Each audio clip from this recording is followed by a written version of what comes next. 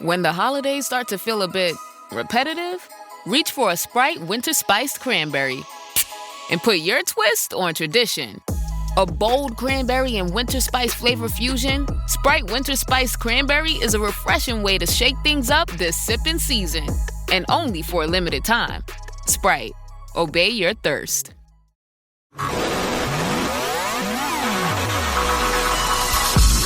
Olá, meu amor! O Caneca de Mamicas que você vai ouvir agora faz parte do nosso acervo de episódios icônicos. Estamos republicando esta pérola para você que nunca nos ouviu poder desfrutar dos nossos melhores momentos. E se você já é de casa, meu amor, relembrar esse especial do fundinho da caneca. Olá, meu amor! Tudo bem? Aqui é a Gata Tony, senhora Jovem Nerd, e hoje eu vou aprender mais ainda sobre o meu próprio sobrinho. Vamos todos. Porque a gente acha que sabe tudo, mas não sabe nada. Eu tô silencinho já. Nossa. Vamos fazer de novo aquele programa da Márcia, de novo? A gente vai virar o programa da Márcia, gente. A gente já tá caminhando pra isso. Pois, aqui é Andréia Pazos, portuguesa. E filho, eu te amo muito e tenho muito orgulho de você. Ei, olha, já pega o lencinho. Sobe a música do Luciano Huck. Qual era essa que ele usava no programa da casa lá? Era. Eu sou a Jazz Rider e o Alan é meu veterano. Pois é. E aqui é o Alan do Box e eu sempre fui um ovinho trans. Bichinho! Uma caneca de mamica!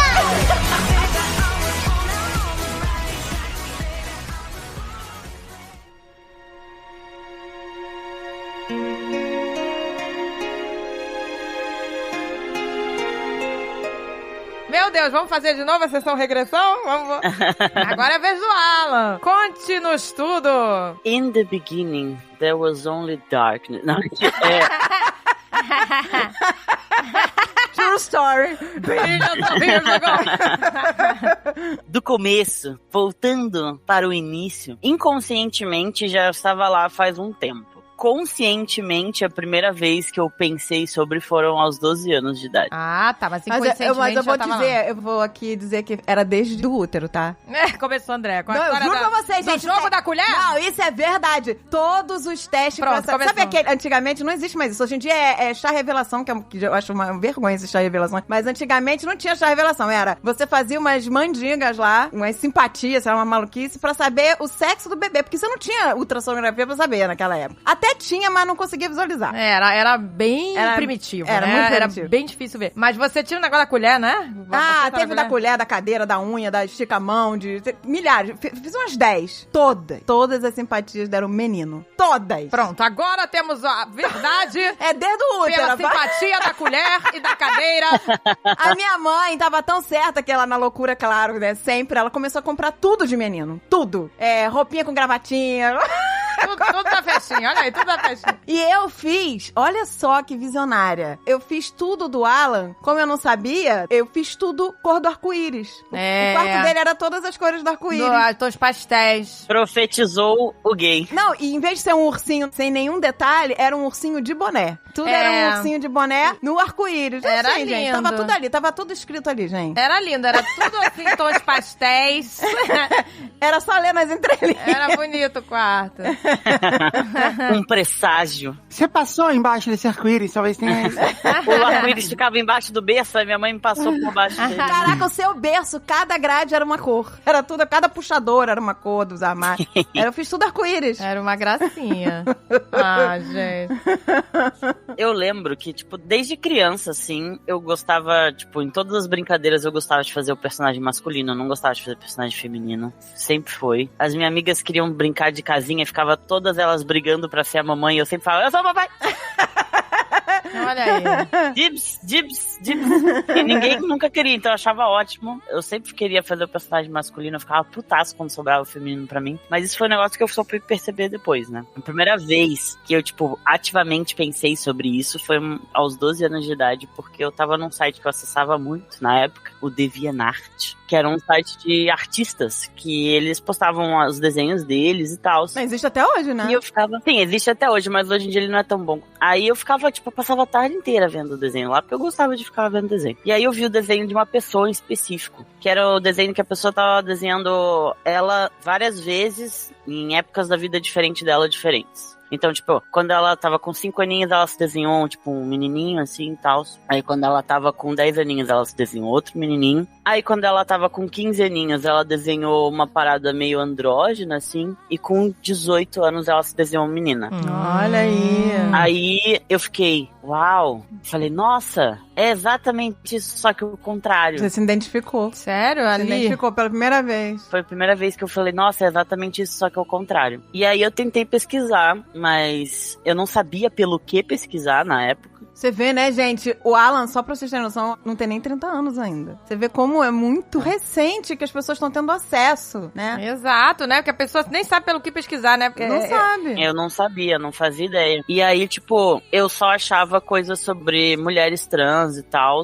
Então, eu não achei nada sobre um homem trans. Então, eu falei, tipo, será que não existe? Será que eu sou a primeira pessoa que pensa no lado contrário? E aí, eu deixei quieto, assim. E aí veio a adolescência, que foi um período conturbado, porque a minha sexualidade foi uma aventura, né? Porque eu ficava, teve uma época que eu me identifiquei como lésbica, que eu fiquei tipo, eu gosto de mulheres. Mas aí no fundo eu ficava, não é só isso, eu também gosto de homem e tem alguma coisa errada ao mesmo tempo. E aí eu não sabia dizer o que era e eu tinha deixado aquela parada meio de lado, assim, falar, nunca achei nada sobre isso, nunca consegui achar ninguém pra conversar sobre, então eu deixei de lado e fui focando em outras coisas, mas tava sempre ali, sabe, no fundo da cabeça, tipo, eu gostava de usar roupas mais masculinas, quando eu ia pra minha aula de karatê, que eu prendia o cabelo e que eu botava o kimono, eu lembro uma vez claramente que eu tava saindo na rua e um carro com várias meninas passou assim, elas gritaram pra mim assim, gatinho,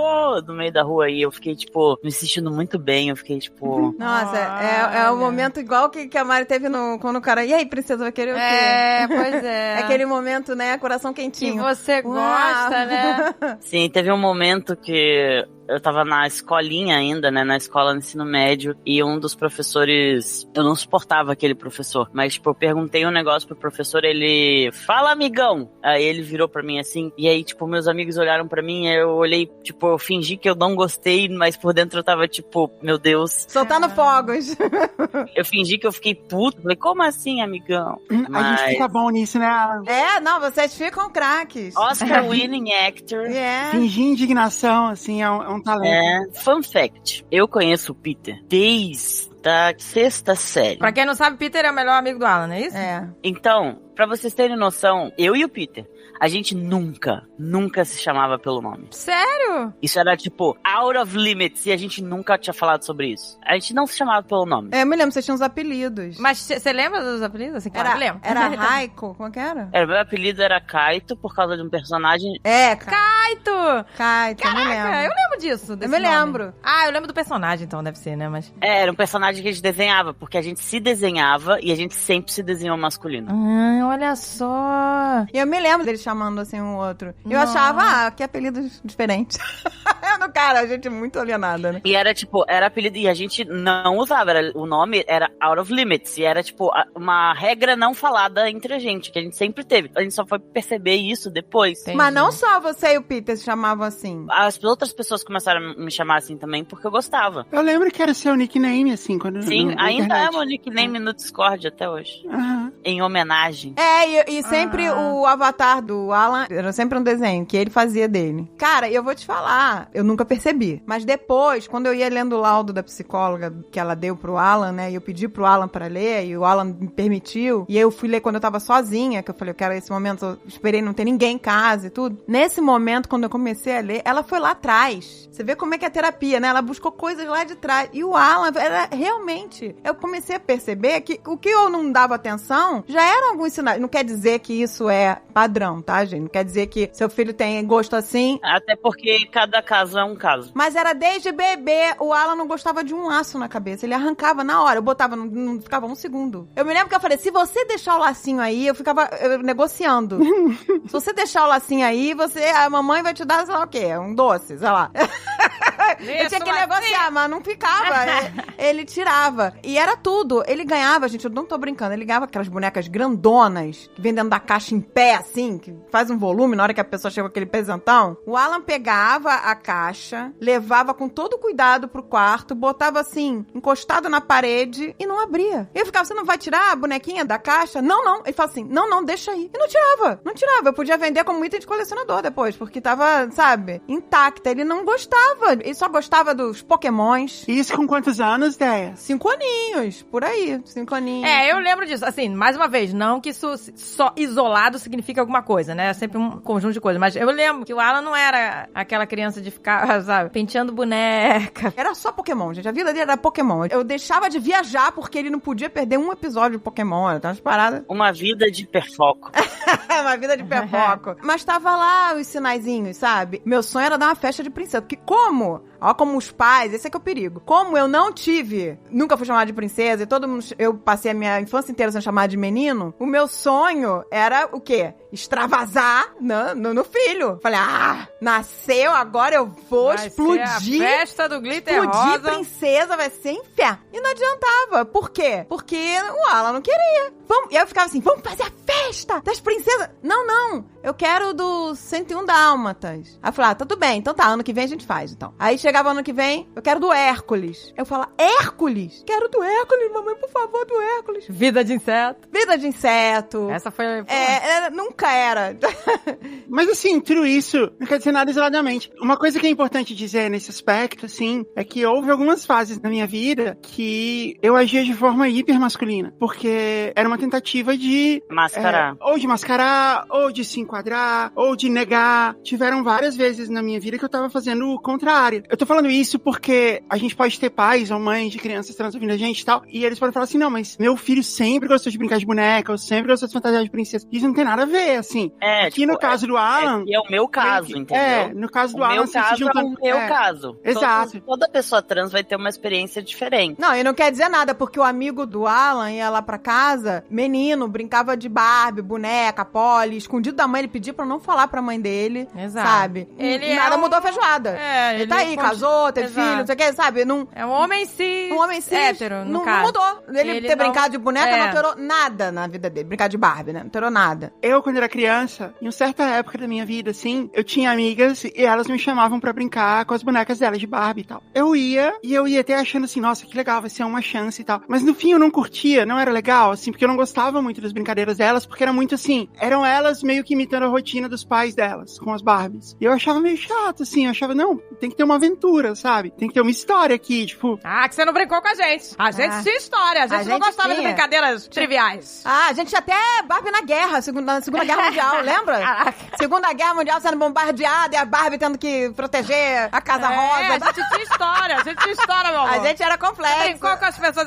Exato, gente, isso isoladamente não quer dizer nada. Eu era apaixonada por carrinho. Quando eu ia na casa de um menino, era a minha chance de brincar de carrinho. Eu ficava louca, eu falei, é agora! Eu brincava com todos os carrinhos, entendeu? Isoladamente, não quer dizer nada. Mas no caso do Alan, ele tinha essas preferências natural e eu não negava nada. Ele queria Pokémon, vamos no Pokémon. Ele queria, sabe? Ele gostava muito de brincar de cozinha, de fazer comidinha, não sei o quê. Então eu tinha bastante negócio de panelinha, essas coisas. E quando ele queria a festinha do Hércules, do sei lá o quê, eu não proibia, sabe? Eu não falava, não, vai ser a princesa porque eu não fui princesa. Não, nunca fiz, entendeu? Era sempre no estilo dele. Mas é engraçado que teve a festa, que eu tive uma festinha da Barbie. Foi a primeira vez que eu, tipo, deixei de fazer algo que eu queria. Eu falei, mamãe sempre quis que eu fizesse uma festa de princesa, então eu vou fazer uma festa da Barbie.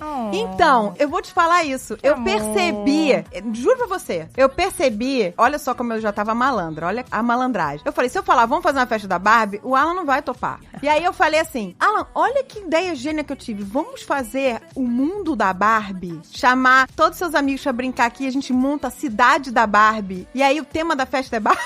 Aí eu falei, vou tirar as camas do seu quarto, a gente monta a cidade. E ele curtiu a ideia. Ele, que legal, vamos montar tudo, fazer, sabe, a cidade da Barbie. E aí ele curtiu a ideia. Aí só que eu vim com plus, falei, só que aí nós vamos botar uma roupa de Barbie. Aí ele falou assim, pode ser festa fantasia e todo mundo vir fantasiado? Olha só como ele rebateu. Falei, então tá bom, vai ser festa fantasia. Porque aí na cabeça dele, ele falou, eu posso me fantasiar de Barbie. Exato. Se for fantasia, tudo bem. Não queria ser a Barbie. Se todo mundo tivesse fantasiado, tá todo mundo fantasiado, é festa fantasia. Se fosse só ele fantasiado, ele seria a Barbie, né? Ele tava só fazendo, né, um drag ali. E mesmo assim, eu fiquei com 2 segundos o vestido e eu troquei. Uma festa que a avó dele fez, uma casa de festa. Essa eu falei assim, nossa, eu vou aproveitar que a avó tá pagando. Muito legal. Vamos fazer uma festa de princesa incrível. Tava na minha cabeça. E aí chegou lá, na hora de escolher, foi muito engraçado. Na hora de escolher o tema, o Alan, ele não... Olha aqui, pequena sereia. Não. Olha aqui, não sei o que. Não. Aí ele, vida de inseto. Aí eu, vida de inseto? Nossa, eu falei, como é que eu vou vestir de princesa vida de inseto? Eu falei, não, filho. Tem um monte de formiga, um monte de gafanhoto, formiga na mesa. Que coisa. Aí ele, por favor, mamãe. Aí eu falei, e uma segunda opção? Mostra uma segunda opção. Aí ele, era um álbum de fotos das festas montadas. O que a criança faz? A criança é esperta, ela agride, entendeu? Ele agrediu. Ele virou e falou assim, então tá bom, Teletubbies. Eu odiava o Teletubbies. Nossa. Aí eu falei, não, vida de inseto ganhou. Ganhou, venceu. Mind games, children, learn your mind games.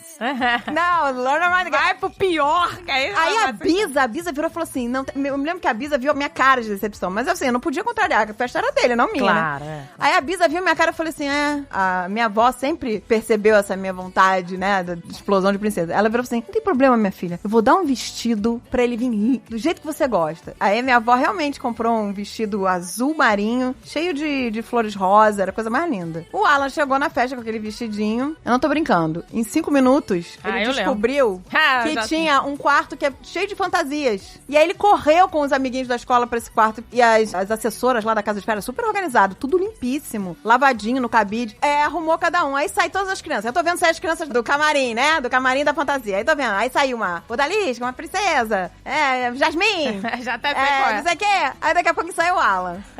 De vaca. É, isso aí. De vaca. Yes. Gente, tem uma foto do Alan na mesa do bolo com essa fantasia. Ele tá com uma cara de orgulho, tá muito bom. Ele tava muito olhando feliz assim de pro vaca. horizonte, sabe? Assim, sorrindo. Ele tava de Parmalat, entendeu? Ele tava todo muito feliz, bom. assim, de Parmalat. Eu tô com muito orgulho do pequeno Alan. Tava, parecia assim, America's Proud. Ele tava muito proud. Ele tava olhando pro horizonte, parecia que ele ia cantar um sorrindo. hino ali, com a mão no peito, Parecia. entendeu? Muito engraçado. Tava muito engraçado. Eu nunca tive uma festa de princesa, assim, se você quiser fazer uma pra mim. Pronto. Nossa! Fechou. A gente resolve esses 2 traumas aí. Exato. Fechou. Vamos resolver. Nossa! Fechou. Missão dada. Nossa, podemos fazer princesa roqueira, assim? Nossa. Caveirinha rosa, pode? Não, tem 2 que a gente tem que fazer. A gente tem que fazer essa e a gente tem que fazer a festa da Hello Kiss. Tem Hello 2. Kiss. Das Hello Kisses. Caraca! A gente Wanna vai- rock and roll all night. Mas Vamos todas lá. fofas, sabe? Party every day. Vamos, gente. Please. Não, mas a de princesa vem antes. De princesa vem.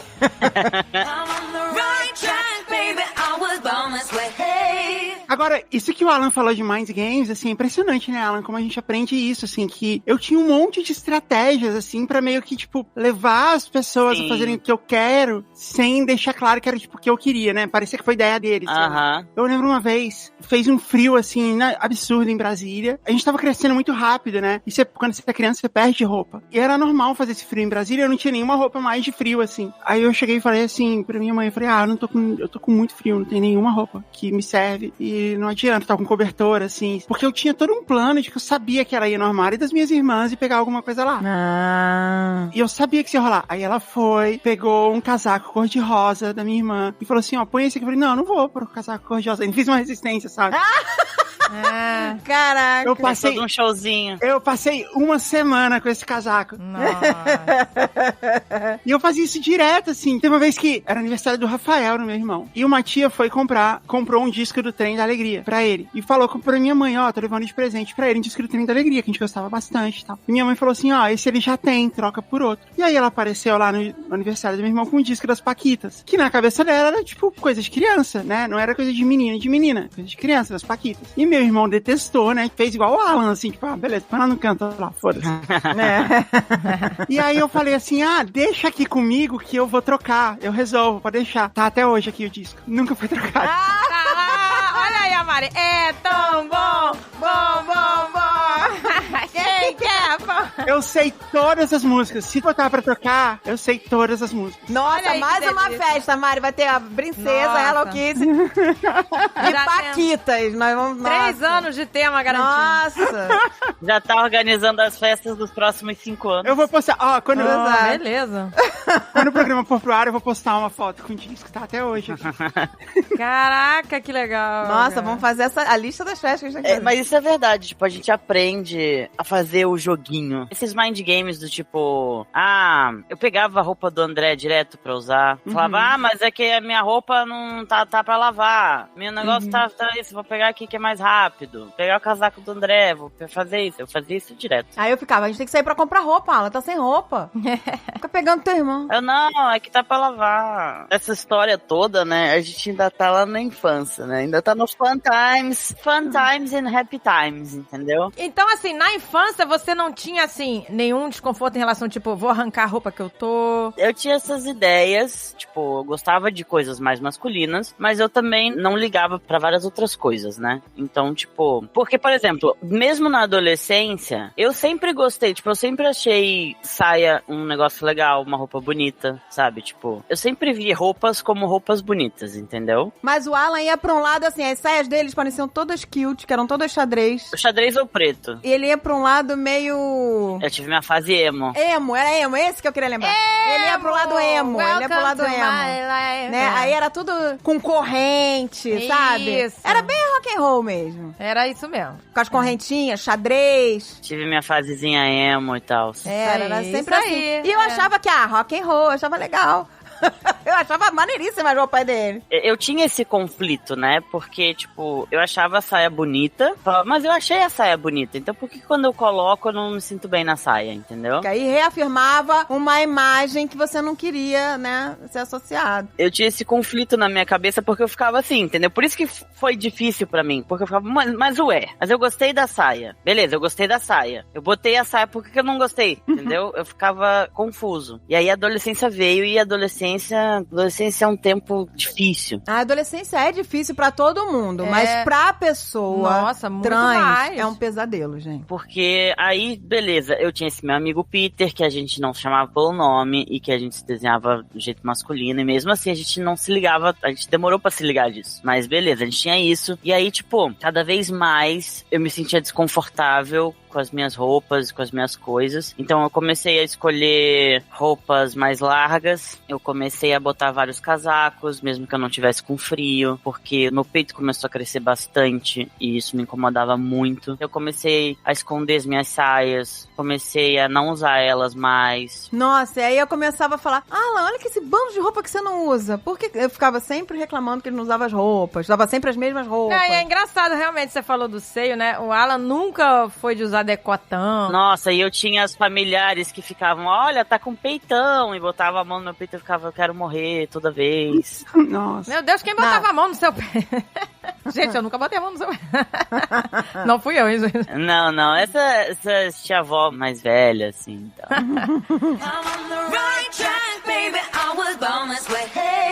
A adolescência foi a fase que eu realmente comecei a ter a minha disforia de gênero. Na adolescência, tá.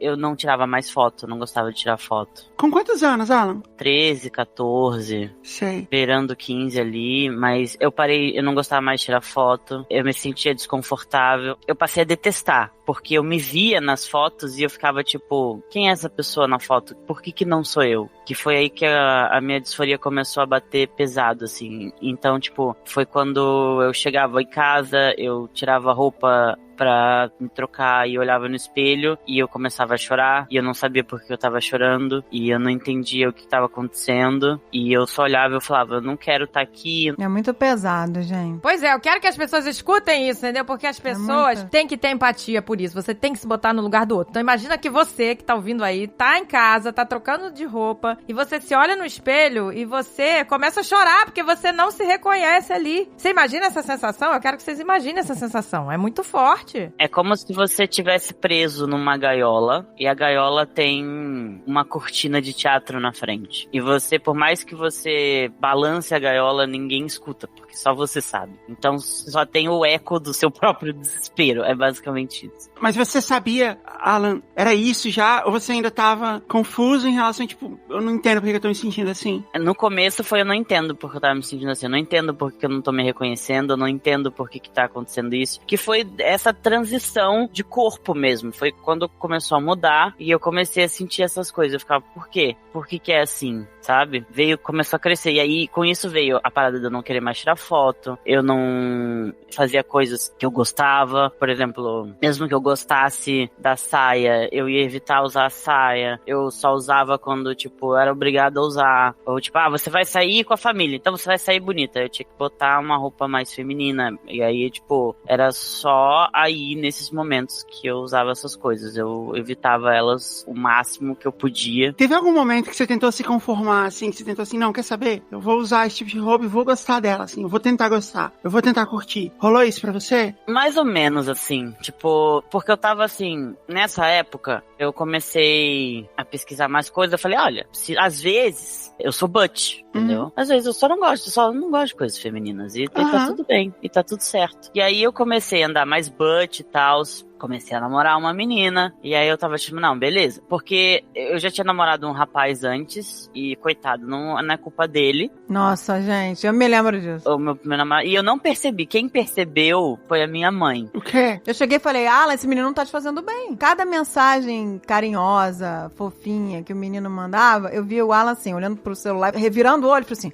ai, que saco, e largava o celular longe, sabe? Ele era fofo, tratava o Alan como se fosse uma bonequinha, entendeu? E isso irritava o Alan. Ele me tratava, entendeu, como se fosse uma princesinha, e eu não era, entendeu? Eu saí uma vez com ele, saí duas vezes, saí várias vezes, aí, né, tipo, tava namorando, e aí um dia eu chego em casa, passo mal de novo, e a minha mãe virou pra mim e falou, nossa, ele deve beijar muito mal, porque toda vez que você sai com ele, você vomita. E eu lembro disso, de você vomitando. E aí... Tadinho. E eu não entendi, eu falei, caralho, toda vez... E eu comecei a lembrar, toda vez que a gente saía, eu passava mal. Como se, tipo, eu tivesse que botar uma fachada tão exaustante pra mim que quando eu chegasse em casa, eu vomitava, eu passava mal. Ele não conseguia chegar a tempo no banheiro pra vomitar. Que coisa, né? Ele chegava, abria a porta de casa como se estivesse segurando, sabe? Ele abria a porta e passava mal. Eu falei, meu Deus, primeira vez, onde vocês foram? O que vocês comeram? Aí, quando começou, sei lá, a ser recorrente, falei, Alan, meu Deus do céu. Foi, sei lá, que o garoto devia ter aquele beijo babendo, que ele ficava com nojo, sei lá. Sabe? Mas você vê, isso não tinha a ver com a sua orientação sexual, porque você é pansexual, certo? Exato. Então não era o fato dele ser um menino. Exato, eu gostava dele, tipo, eu sentia atração por ele. Era o jeito que o menino tratava, via o Alan, né? Ah, entendi. Via e tratava ele, né? Como... E ele tinha coisas, por exemplo, eu lembro uma vez que a gente tava saindo assim, e aí a gente tava saindo de mãos dadas, ele, não, deixa eu ficar do seu lado direito, porque quando o homem tá saindo com a mulher, o homem fica do lado direito. Aí eu falei, não, eu vou ficar aqui desse lado e você vai ficar desse lado aí. Eu vou ficar do lado direito, você fica aí desse lado aí. Pô, mas aí é bizarro, Renato. É, que coisa idiota. Ele era do século passado. Ele então veio... Não, você não tá entendendo. Ele tinha 13 anos, sei lá, 14. Ele veio me pedir permissão pra namorar o Alan. Eu falei, em que século nós estamos? Eu gostei. Mas eu achei engraçado, porque, gente, nunca aconteceu isso na minha geração. Ele era meio assim. Eu gostei. Saí pedir permissão, eu gostei. Ele era muito gentleman, sabe? Muito... Mas o negócio de andar do lado direito foi Ele era de outro século, aquele menino. Ele falou, geralmente o cavalheiro anda do lado direito. Eu falei, então eu vou andar do lado direito e você vai ficar do lado esquerdo aí, tá bom? E às vezes eu falava uma coisa, eu falava... Mas ele era fofo. Ele era bonzinho. Eu ficava, cala a boca, eu sou mais forte que você. Eu era mais forte que ele. Muito mais. Aquele menino era um farelo. Ele era um farelinho.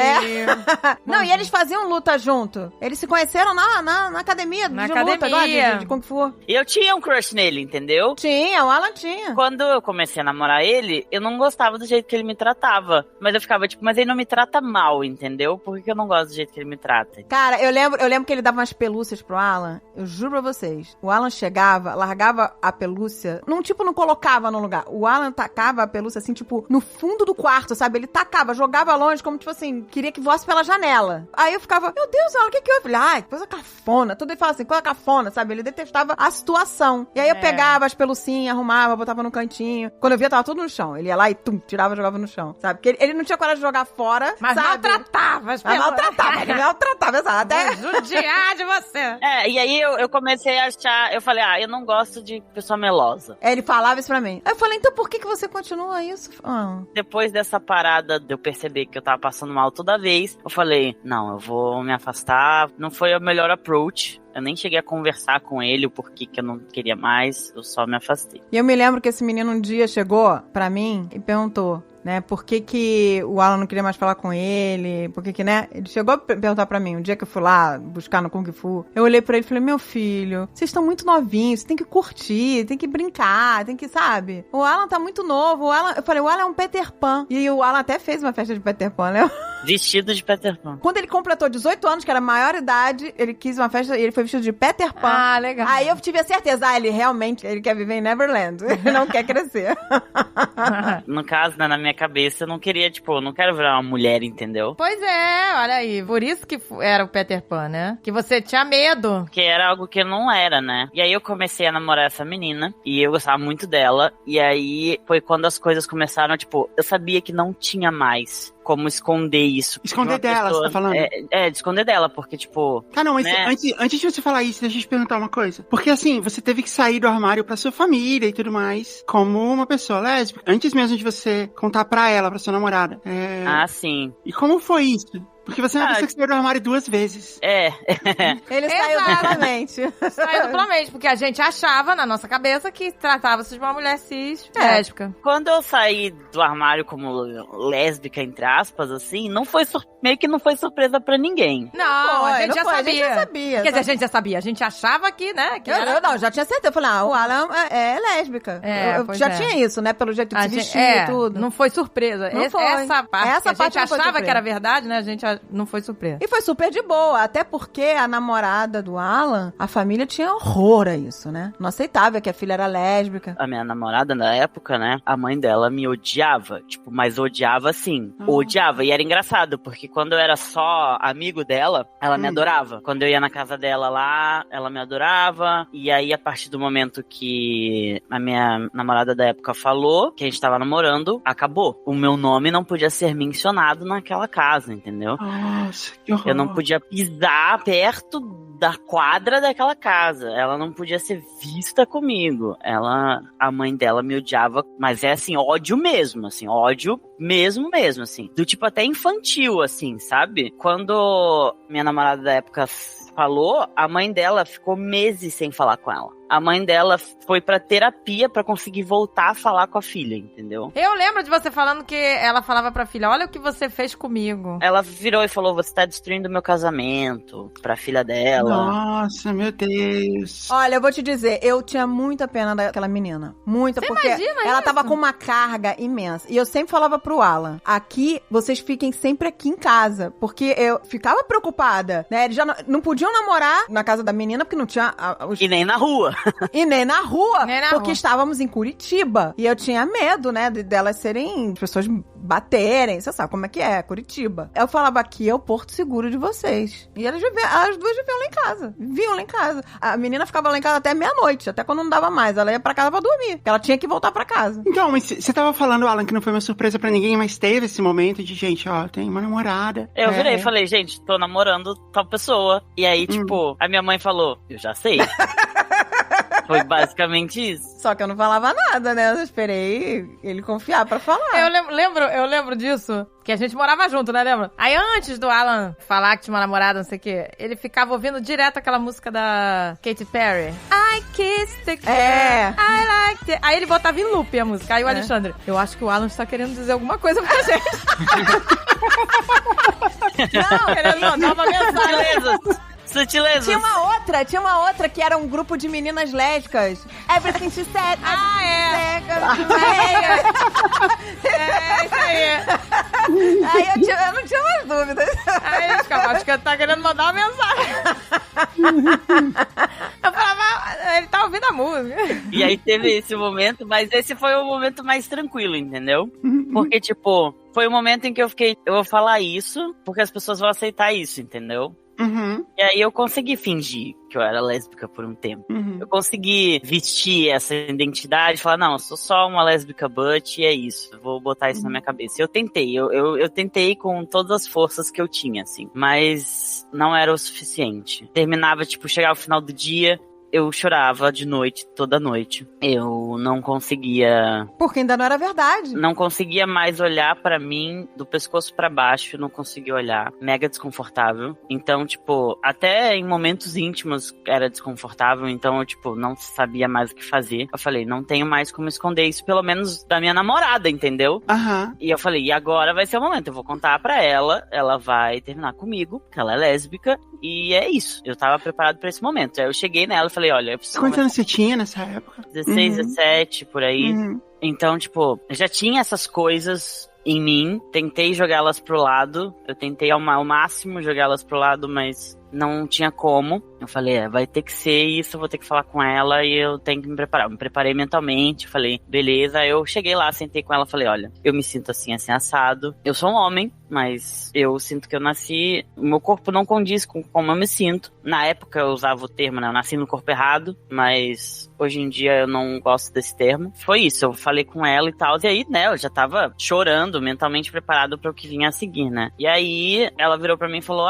então eu sou bi, eu não sou lésbica. Eu gosto de você. Ela gostava muito do Alan. Ela gostava de verdade. Só que ela sofria muitos problemas. A família dela era um horror, gente. Era complicado. A mãe, o que faziam com aquela menina ali era de doer, sabe? Era de doer. Aquela menina não tinha família, a verdade era essa, sabe? Eu ficava assim pra morrer, com aquele ódio todo, sabe? Foi como é que uma família pode odiar e rejeitar um filho dessa forma? Eu não compreendia, que ela achava aquilo um absurdo, sabe? E é sempre aquele egoísmo de achar que é tudo sobre a pessoa, né? Tipo, você tá fazendo isso comigo, olha só, tipo, eu tenho que ir pra terapia, olha só. Mas como, exatamente, como aquela menina era muito sofrida, ela era uma menina muito insegura, ela era insegura demais, porque ela não tinha alicerce nenhum familiar, ela não tinha. O Alan era a família dela, né? E aí, tipo, eu saí do armário pra ela. Aí, logo, obviamente, eu fui falar com os meus amigos, né? Aí eu juntei os meus amigos, né? Os meus melhores amigos. Eu falei, olha, gente... Não, mas a primeira pessoa que você falou foi seu irmão. Da família. Meus amigos já sabiam nessa época. Aí eu virei pros meus amigos, juntei eles, assim, falei, galera, é o seguinte, é isso. E aí os meus amigos olharam pra mim e falaram, tá, a gente já sabe.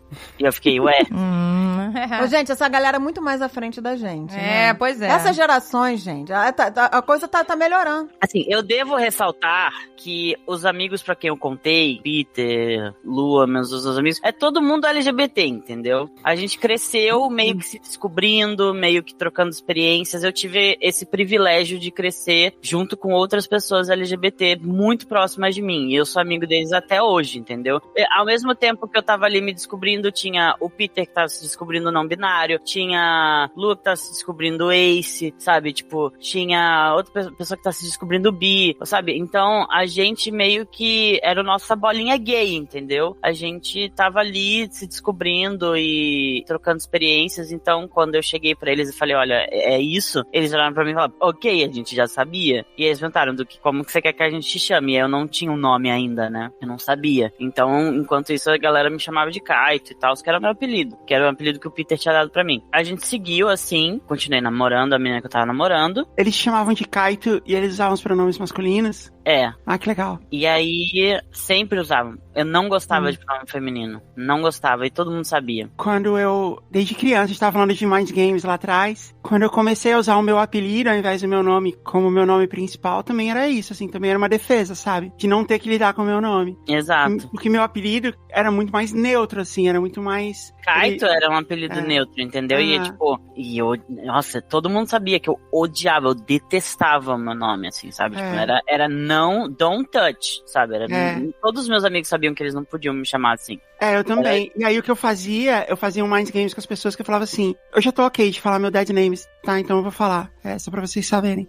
o que eu fazia era falar assim, tipo, as pessoas falavam assim, tá, não sei o quê, qual é seu nome? Eu falava assim, me chama de Guga, todo mundo me chama de Guga. Só que isso não era uma verdade. Eu falava isso pra turmas diferentes, ao ponto de que todo mundo achava que isso era verdade. E essa era uma maneira que eu tinha de evitar lidar com o meu verdadeiro nome, assim, porque, quer dizer, com o meu nome dado a mim no batismo, porque eu odiava também. Era uma estratégia também, desde criança também. E aí, meus amigos foi tipo, a gente já sabe. E eu tá tipo, ok. Aí eu falei, agora eu tenho que falar com a minha família. E aí a primeira pessoa que eu falei foi meu irmão, que era a pessoa que eu tinha mais próxima. Assim, eu virei pro André e falei, André, vem aqui que eu preciso conversar. E eu falei, olha, a situação é essa, eu não aguento mais, eu não consigo mais fingir, e é isso. Se eu não contar pra alguém, sabe, se eu não tiver alguém na minha família que saiba, eu vou pirar. E aí eu fui lá, saí do armário pro André, e aí ele saiu do armário pra mim. Aí ele falou, eu sou bi, não sei o que lá, e aí a gente se abraçou, chorou, tivemos um momento ali, e aí, tipo... Momento coração do arco-íris, explosão de arco-íris.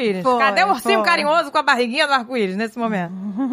Foi um momento desse. E aí as coisas começaram a ficar mais conturbadas. Deixa eu te interromper uma coisinha, só pra eu poder contar da reação do André comigo também, porque foi muito fofa também. Quando eu contei pro André, foi no dia que eu fui contar pra toda a família Jovem Nerd, eu fui pra Orlando, contei pra todo mundo, mas o André não tava participando, ele tava dormindo, sei lá. E aí, quando eu contei pra todo mundo, pro André, pra Agatha, pro Alexandre, pro David, tava todo mundo lá. E aí eu contei, e foi longo, né? A gente ficou, sei lá, umas 2-3 horas conversando sobre isso. Aí, uma hora desceu o André, né? O André desceu com uma cara de sono, assim, e tal. Aí ele, tipo, o que tá acontecendo aqui? Aí eu não lembro quem foi que falou pra ele, acho que foi a Agatha. Falou assim, então, André, agora ela é a Mariana. Aí o André só me abraçou e me deu um beijo no rosto. Foi a única coisa. Ele não fez uma pergunta. Ele, tipo, pra ele tava tipo, ok, eu entendi, tá tudo certo.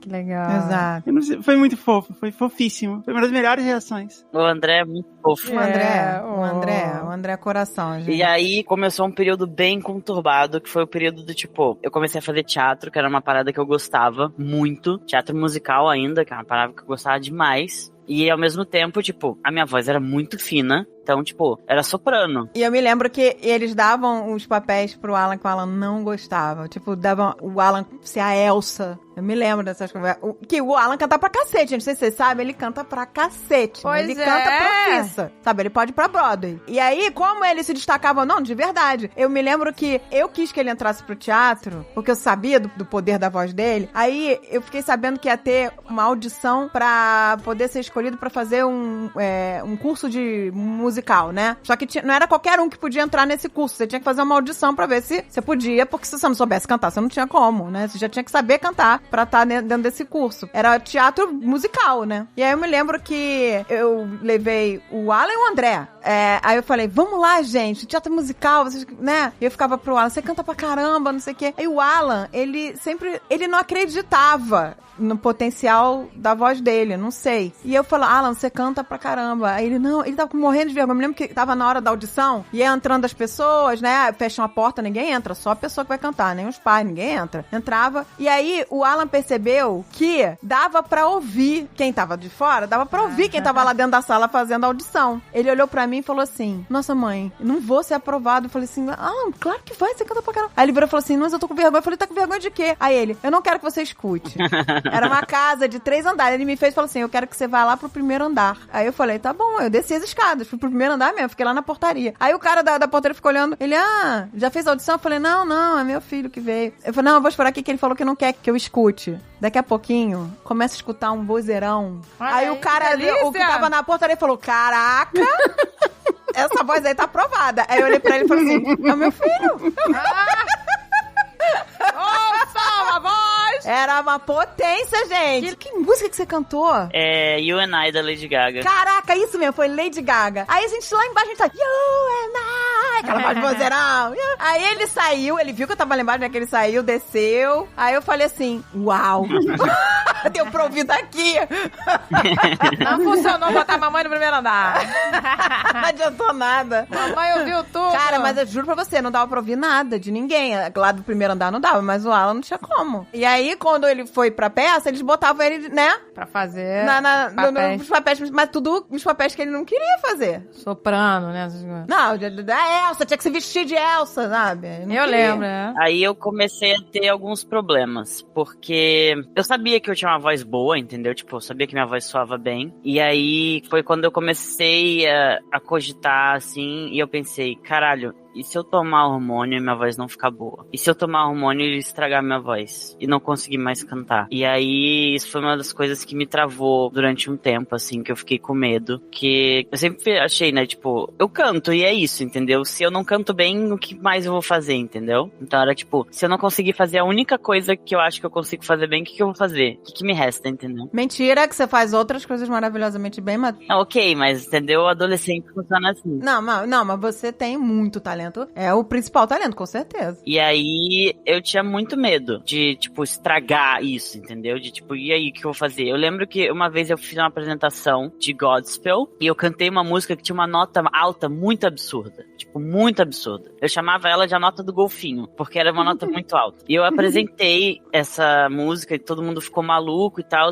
E eu lembro que assim que a gente terminou a apresentação, um maestro veio falar comigo. Ele era maestro do Teatro Guaíra. E ele virou pra mim e falou, se você quiser se apresentar no Teatro Guaíra, se você quiser entrar pra orquestra, você fala comigo que você tá dentro. Uau. Pra mim foi esse dia que eu falei, não dá. Eu fechei os olhos aquele dia e eu comecei a imaginar, falando, aceitando, sabe? E eu comecei a imaginar a minha vida, tipo, beleza, eu ia começar e eu ia cantar, e eu ia fazer apresentação com orquestra sinfônica, ia ser foda, e eu ia começar a fazer isso profissionalmente, ia ser tudo que eu queria. E aí eu parei assim e falei, mas não ia ser eu, não ia ser a minha voz, eu ia estar vivendo a vida de uma outra pessoa. E aí eu falei que não. Eu virei pro cara e falei, não tenho interesse. É foda. E aí que eu vi que não dava mais. Nem algo que eu gostasse, nem algo que eu amava me traria felicidade. Não, ia ser uma vida falsa. Uma vida falsa. Não ia ser você. Exatamente. E a partir daquele momento eu comecei a ser mais... Comecei a confrontar mais as minhas próprias barreiras, assim. Falei, não, beleza. Então vai ser isso. E aí, um dia eu tava em casa, a Pícola já tinha nascido, a Pícola entra no meu quarto, assim, correndo.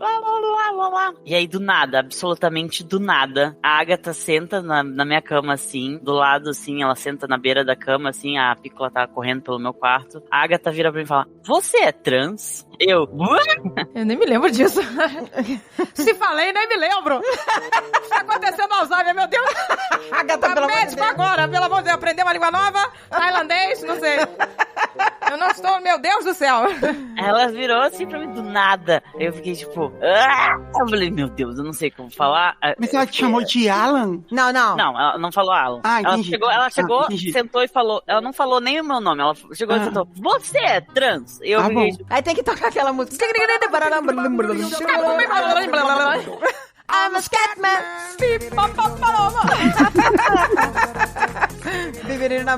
Ai, que delícia.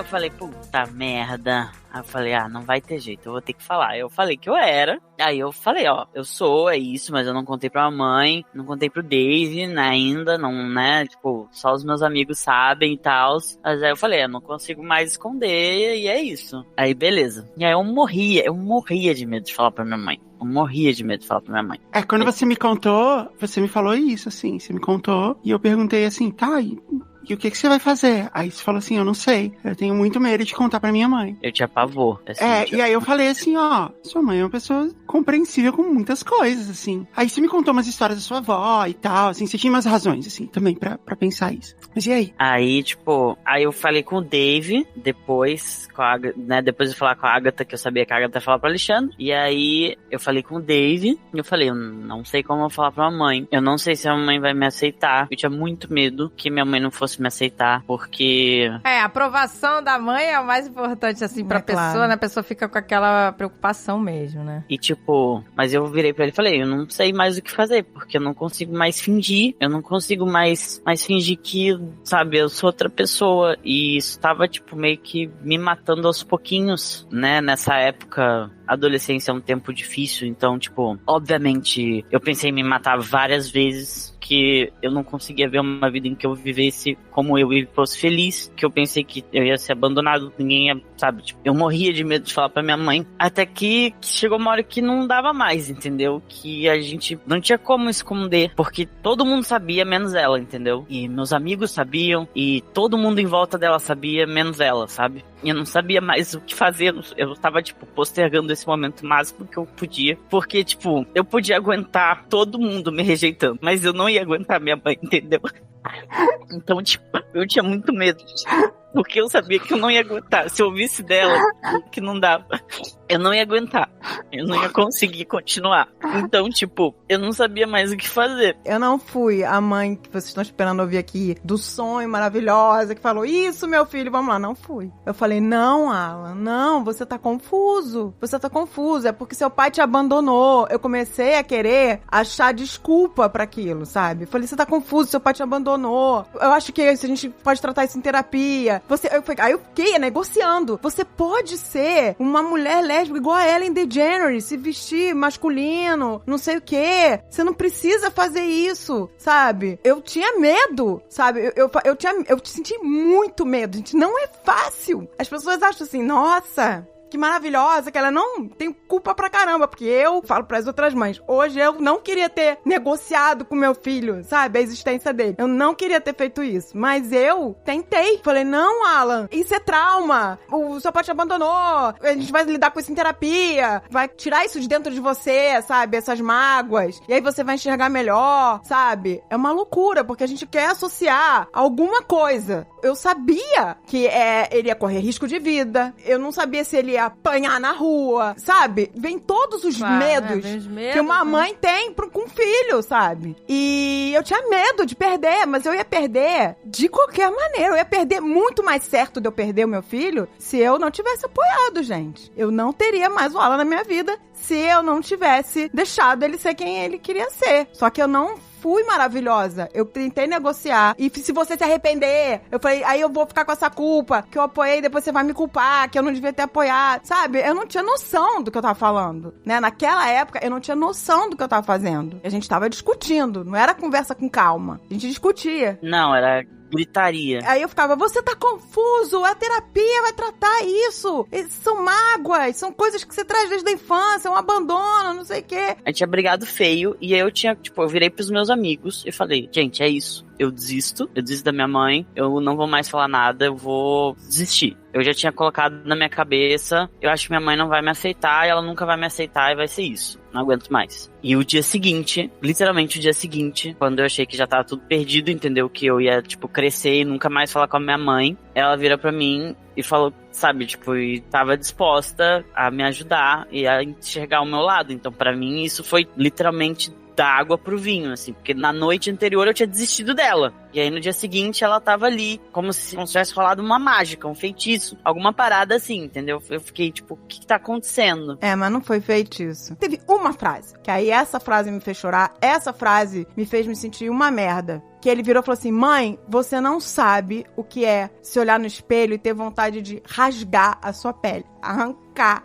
a sua carne, sabe? Quando ele falou aquilo, eu fiquei em choque, porque eu não fazia ideia o que era você se olhar no espelho e se odiar a ponto... Eu posso me olhar no espelho e odiar que eu tô acima do peso, que eu tô gorda, mas aquilo não me deixa desesperada com vontade de tirar minha própria vida, sabe? Não tá no corpo dela, não faz com que eu pense em tirar minha própria vida. Eu não tenho vontade de rasgar minha pele, arrancar meu seio, sabe? E quando ele falou isso, foi muito forte. Aí eu entendi que eu tava fazendo era uma idiotice, negociando algo que tava ardendo, tava queimando ele. Aquela roupagem tava queimando, tava consumindo, não era ele. Quando a gente terminou aquela discussão, ali eu percebi que eu ia perder você. Você tava no seu limite. Eu não entendia o que era pra você. Eu não sabia o que era estar na sua pele, no seu lugar. Eu não entendia. Eu quis criar uma verdade maluca, sei lá, uma realidade alternativa na minha cabeça, que era só um trauma, que a psicóloga ia tirar o trauma, que tudo bem, vida que segue, Ellen DeGeneres, sabe? É maluquice. Foi uma merda. Eu queria ter feito tudo diferente. Eu não queria ter negociado, eu não queria ter negado, eu não queria ter dito que era porque era um trauma. Eu não queria nada disso. Então, mas olha só, você podia estar escondendo tudo isso pra você, mas olha que legal. Você tá aqui falando pra milhares de pessoas que nos ouvem porque você pode ajudar. Olha quanta gente vocês podem estar, vocês todos aqui, que estão aqui no programa, né, gravando, podem estar ajudando um monte de famílias que estão na mesma situação, entendeu? I'm on the right track, baby, I was born this way. A minha disforia de gênero, ela gerava uma depressão muito grande. Eu teve uma época que a gente tentou consultar com um psiquiatra, tomar antidepressivo. O Alan tomava antidepressivo, que não adiantava porra nenhuma. Não tinha antidepressivo que tirasse a depressão dele. Não tinha. O psiquiatra virava pra mim e perguntava, e aí, Alan, como é que você tá? Você tá melhor com o remédio? Eu falei, o remédio não me deixa mais chorar, mas eu ainda quero morrer. Era literalmente isso que eu falava pra ele. Eu não tô tendo mais as minhas crises de choro que eu tenho toda noite, literalmente. O problema não tava relacionado a, tipo, apenas algo mental. Ele tava relacionado com a minha disforia, com olhar no espelho e não me ver, não enxergar eu mesmo, assim. Eu olhava no espelho e eu via outra pessoa, completamente diferente. Não sou eu. E você fica desesperado, porque, tipo, as pessoas chamam você por algo que você não é. É frustrante você não conseguir ser enxergado, basicamente. Serve de alerta, sabe? Que se a gente for cabeça dura, se a gente não abrir a mente, não olhar a dor daquela pessoa que tá te pedindo permissão pra ser quem ele é. Isso tá absurdo, tão absurdo. A pessoa tem que pedir permissão pra a mãe pra ser quem ela é muito absurdo. E muitas mães perdem seus filhos assim, sabe?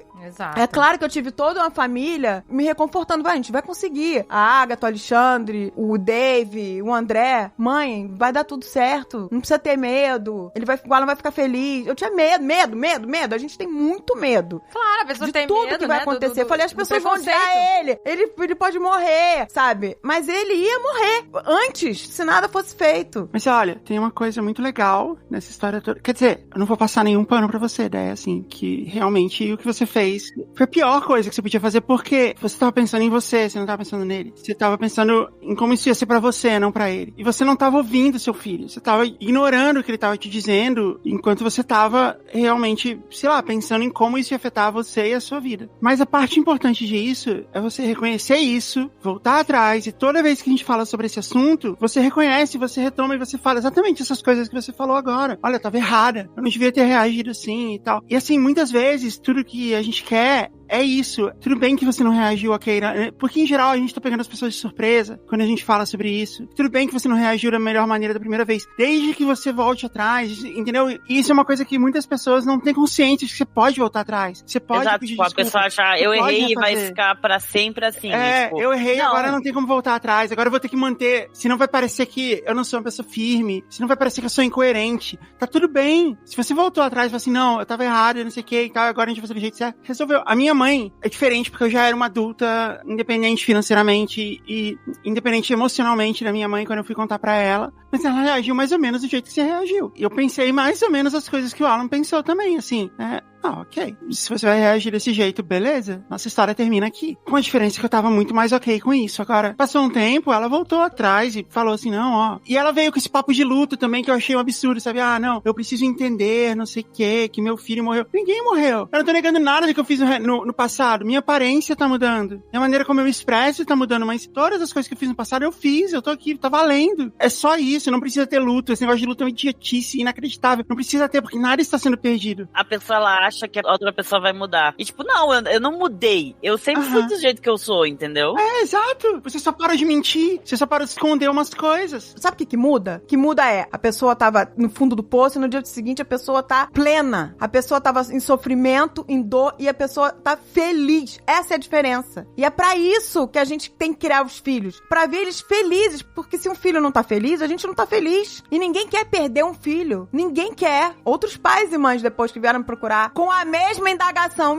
Mas e se meu filho ou minha filha se arrepender? Eu virei e falei assim, não importa. O importante é que você vai continuar sendo mãe. Hoje, você corre o risco de não ter mais um filho daqui a 1, 2 dias. Que pode estar tendo essa conversa hoje e pode estar no limite já daquela pessoa. Eu acho que talvez foram 24 horas que fizeram toda a diferença. Eu acho que por 24 horas eu não perdi o Alan, sabe? Por 24 horas. Se ele se arrependesse no futuro, o problema é dele. A vida é dele, o corpo é dele. É ele. Se trata dele, não de mim. Eu não importo o que a gente pensa. Ah, mas se vai sofrer. Ah, não, tá sofrendo agora. Agora o sofrimento é real, é sufocante e a pessoa pensa em tirar a vida dela. Esse é o sofrimento. O que pode ser pior que isso? A chance de eu me arrepender é literalmente zero. É negativa a chance de eu me arrepender. Agora, olha só, uma coisa que é importante dizer sobre isso, já que a gente tá falando sobre outras pessoas que estão se esclarecendo a respeito disso, eu vi hoje de manhã uma matéria falando que 12% das pessoas que fizeram cirurgia de replacement, de recolocação do quadril, de colocar platina no quadril, 12% dessas pessoas se arrependem. 30% das pessoas que fizeram cirurgia de recolocação do joelho, de pôr platina no joelho, 30% se arrependem. As pessoas que se arrependem de ter transicionado são menos de 1%. E a maioria delas, quando você fala com elas se arrependem não porque a vida delas passou a ser pior,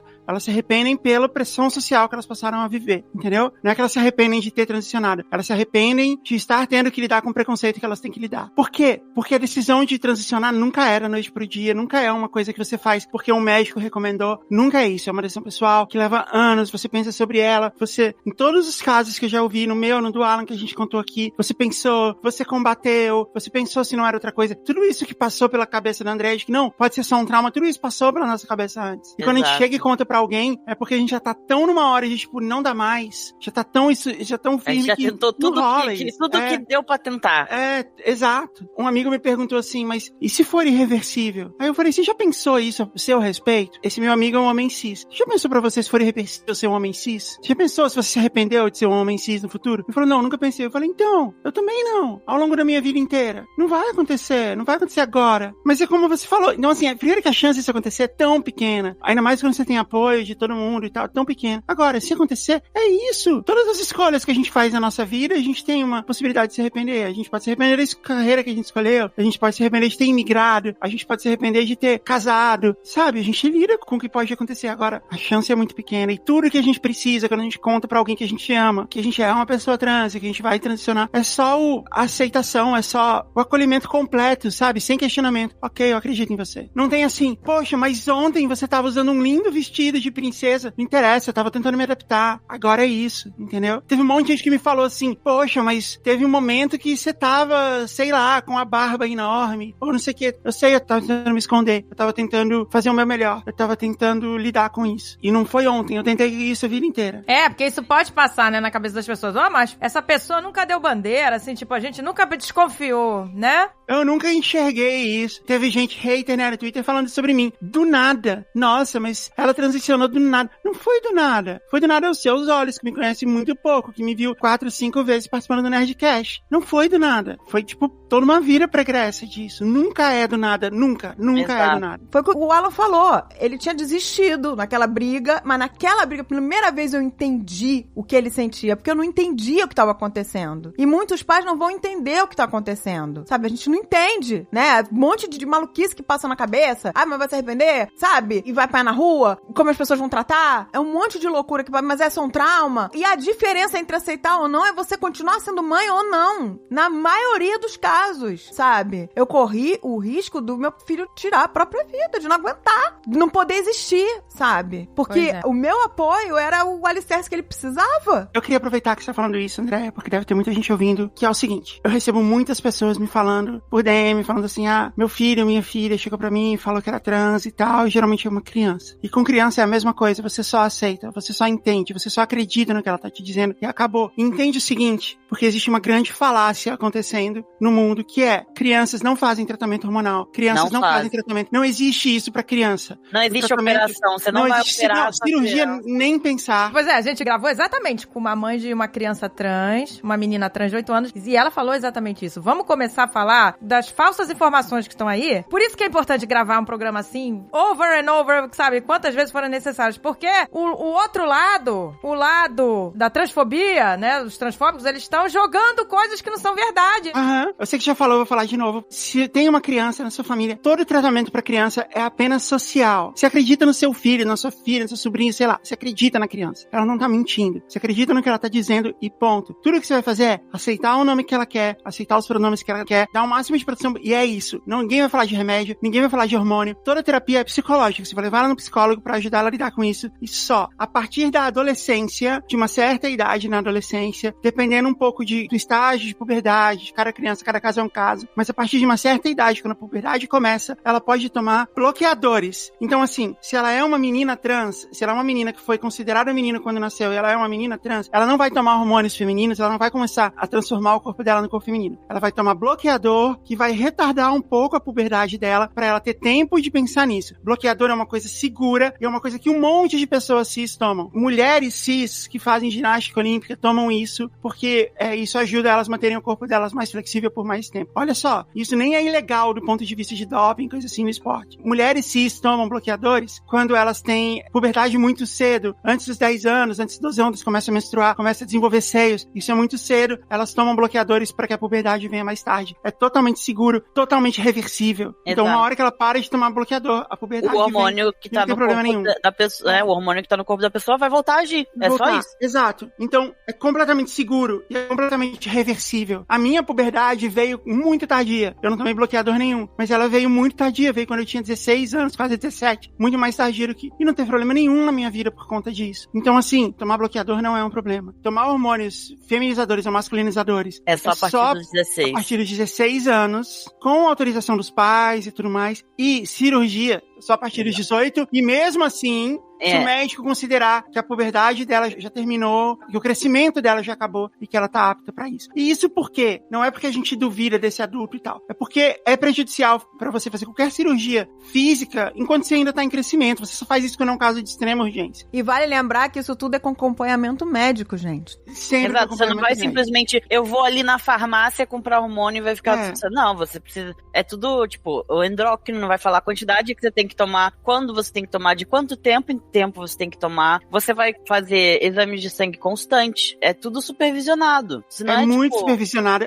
Porque isso é outra coisa que as pessoas pensam, né? Que os pais decidem, saem fazendo. Não, não é permitido fazer isso. Você não consegue comprar essas coisas sem receita. Não é assim. Agora, tudo isso é feito com acompanhamento de médico. Pra fazer a minha cirurgia, depois dos 40, eu precisei levar lá 2 laudos. O médico não faz se ele não tiver outros médicos apoiando ele nessa decisão. Não é assim. Então, já é muito controlado. Ninguém precisa de mais controle. Já é muito controlado. E não existem. As pessoas falam de, as crianças estão sendo mutiladas. Não estão. Isso não é permitido. Se meu filho fosse trans, se eu tivesse uma filha trans, eu não permitiria que isso acontecesse. Eu ia falar, não, espera aí os 18 anos. Calma. Não é a hora. E estão falando, assim, que estão ameaçando os pais de perder a guarda dos filhos se eles não transicionarem seus filhos. Você tem o risco realmente de perder a guarda do seu filho se você bate nele, se você agride seu filho.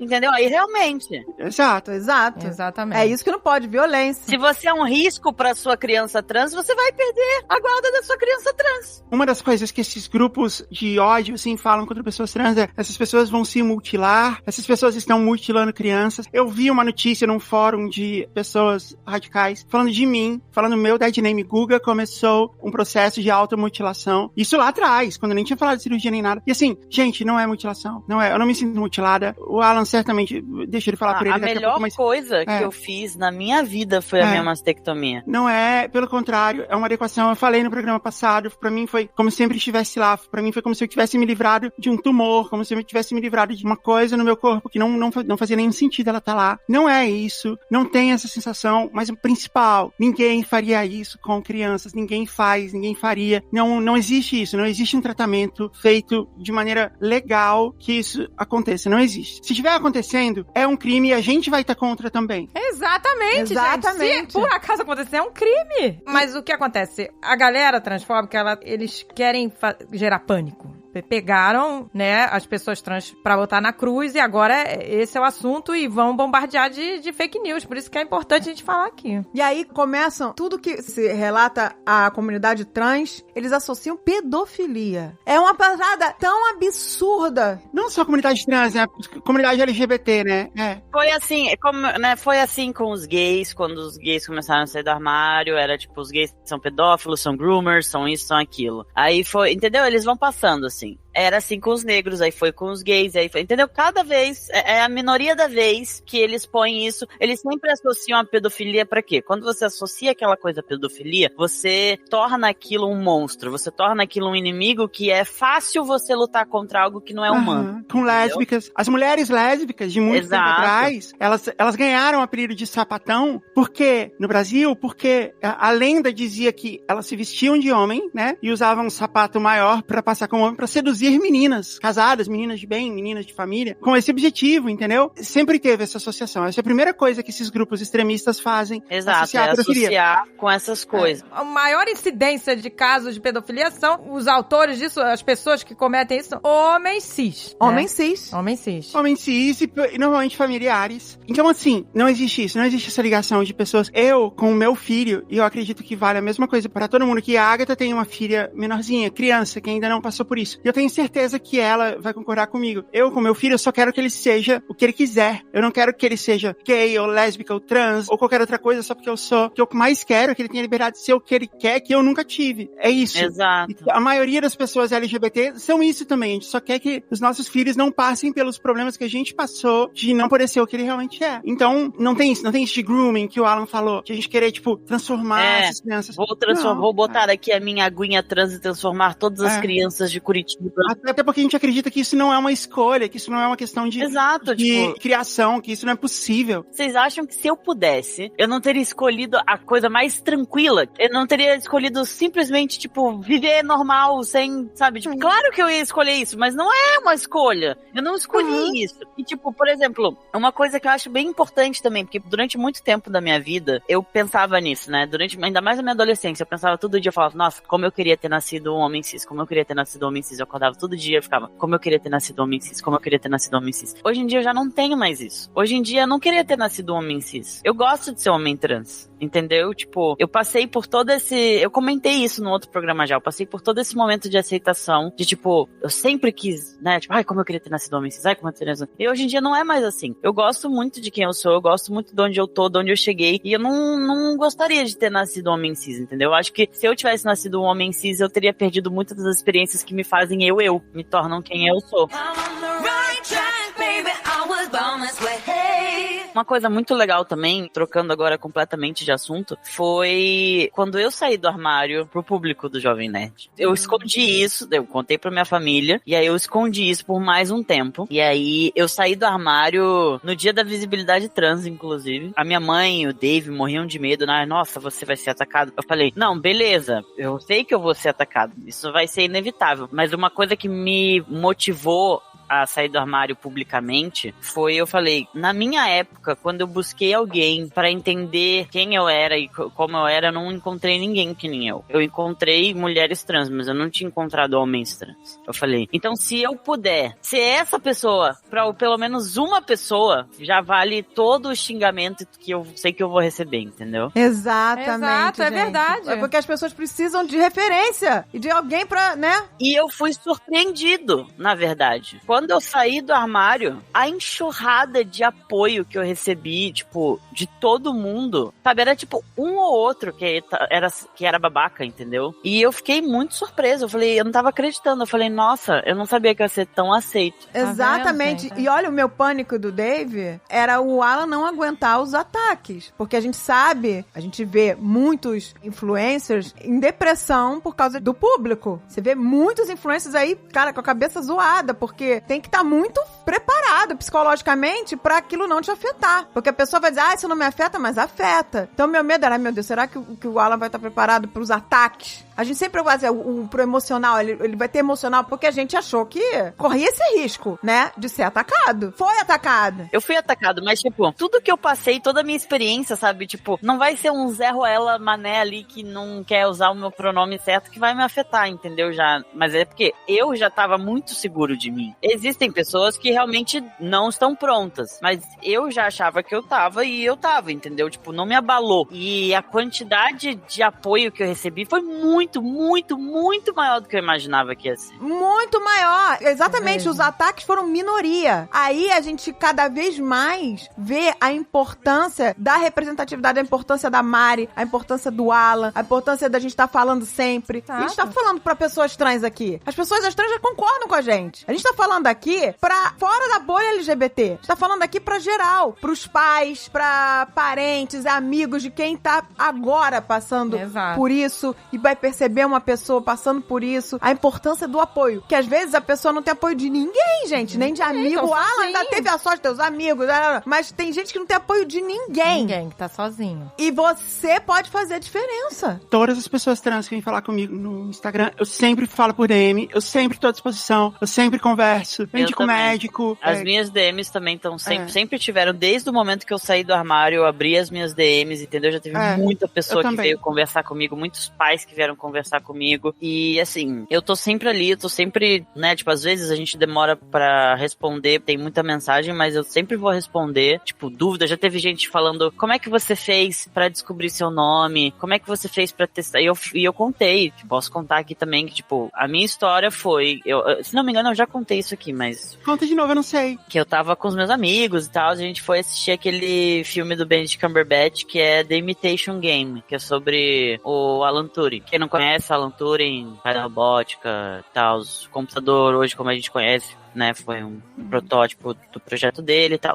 Ele foi uma figura muito importante. Ele criou o teste de Turing, que vai nos salvar. Exato. Ele era gay, né? E aí, tipo, eu fui assistir o filme com esses meus melhores amigos, a gente foi assistir o filme. O filme tocou muito todo mundo, assim, sabe? Tipo, ainda mais no final dele, que é bem impactante, né? Porque, tipo, ele literalmente salvou a Segunda Guerra, como a gente conhece, ele conseguiu quebrar o código lá e resolver o código lá da Enigma lá. E termina o filme, ele foi condenado por perversidade, porque ele era gay, entendeu? E ele foi castrado quimicamente e ele morreu por causa disso. Meu Deus, gente, que isso? E, tipo, ele só foi perdoado pela rainha em 2016, 2015. A rainha falou, eu vou perdoar o Alan Turing. Meu Deus, gente, que loucura! E ele é uma pessoa que literalmente salvou a guerra. Esse filme mexeu muito comigo. Eu fiquei, tipo, eu saí impactado daqui do cinema, assim. Eu virei pros meus amigos e falei, eu acho que eu escolhi o meu nome. E aí os meus amigos olharam pra mim, assim, tipo, e eu falei, eu acho que o meu nome vai ser Alan. Que legal. E aí eu falei, vamos fazer um teste.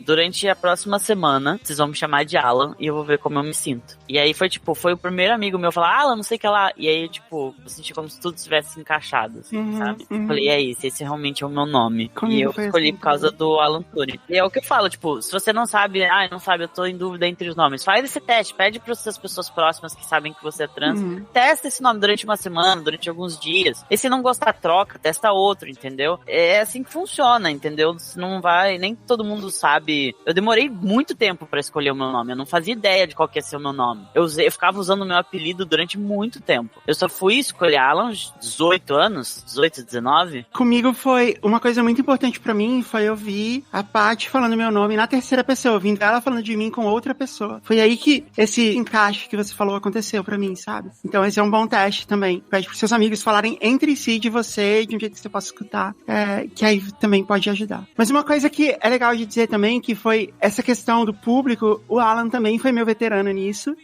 porque ele abriu uma porta pra mim nisso, né? Tipo, quando foi a minha vez, já tava tudo muito mais... As pessoas já tinham tido alguma experiência. E eu acho que existe uma falácia do público do Jovem Nerd que a gente acabou acreditando por um tempo, e que eu não acredito mais, que é, no público do Jovem Nerd existe uma grande parte de nerdola, incel, coisa assim. E assim, deve existir alguns, mas é uma parte muito pequena. O público do Jovem Nerd é maravilhoso, é engajado. É engajado. Não, é um público maravilhoso, gente. A gente deu muita sorte.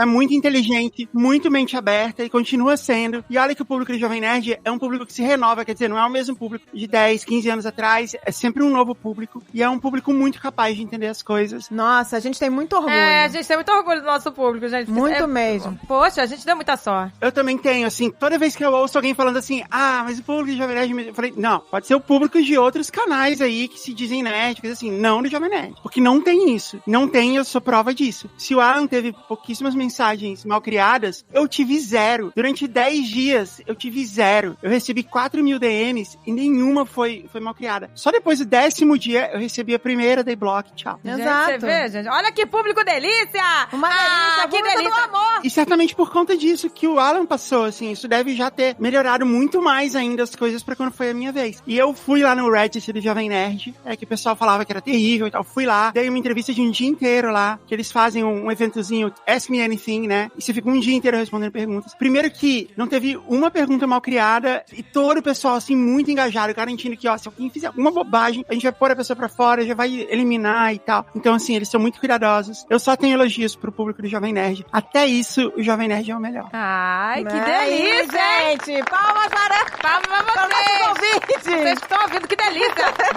Beijo pra vocês! Ah, gente, realmente é um público do amor. A gente só tem realmente a agradecer todo o carinho, sempre. É verdade. Né? É muito minoria que vai vir com algum ataque. Não, assim, quando aconteceu aquela treta lá, que me ameaçaram e tal, o público do Jovem Nerd foi lá, entendeu? Me defendeu. Foi incrível, assim, tipo, a quantidade de apoio de gente falando. Pra quem não sabe, né, tipo, eu fui ameaçado, né, uma pessoa aí falou que ia me bater e tal, e aí, tipo, numa live, o caralho, e aí, tipo, a quantidade de gente falando, não, você vai bater no Alan, vai bater em mim primeiro, sabe?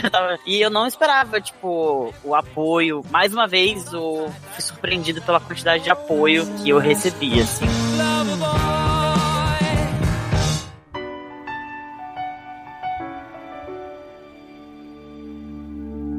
I am not a stranger to the dark. Importante, gente, quando você quiser levar seu filho, sua filha pro psicólogo pra tratar dessas questões, você não levar em qualquer um. Pois é. Porque existem psicólogos preconceituosos que são contra. É uma cilada, né? Você tem que levar pra psicólogos que fazem esse tipo de avaliação. Procure pelo menos um psicólogo que seja especialista em sexualidade de gênero. Antigamente, precisava de um laudo pra fazer endocrinologista. Hoje em dia você não precisa do laudo, mas é recomendado você ter acompanhamento psicológico pra te auxiliar durante todo esse processo. Tipo, eu tenho a mesma psicóloga desde que eu comecei a minha transição, entendeu? É importante falar isso, né? Que as pessoas não precisam de laudos. Você não precisa de um laudo pra começar a tratar. Mas eu não sei como é que tá no sistema público. No público, pelo que eu saiba, no público você tem que passar pelo psicólogo antes pra ir ser liberado pro endócrino. Quando você vai transicionar, você vai lidar com muitas coisas. Você Exato. vai reabrir um monte de traumas que você nem lembrava na sua cabeça. E por isso Você eles recomendam um tratamento então, assim, psicológico. não é nenhuma só porque, questão... tipo,